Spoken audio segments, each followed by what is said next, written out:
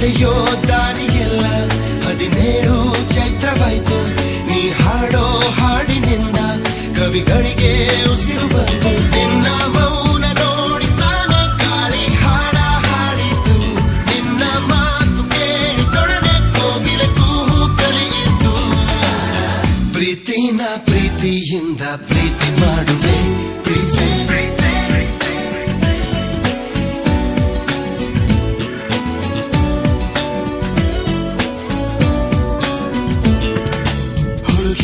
ಹುಡುಗಿ ನಿನ್ನ ಕಂಡಾಗ ನನ್ನೇ ಮರೆತೆ ನಾನೀಗ.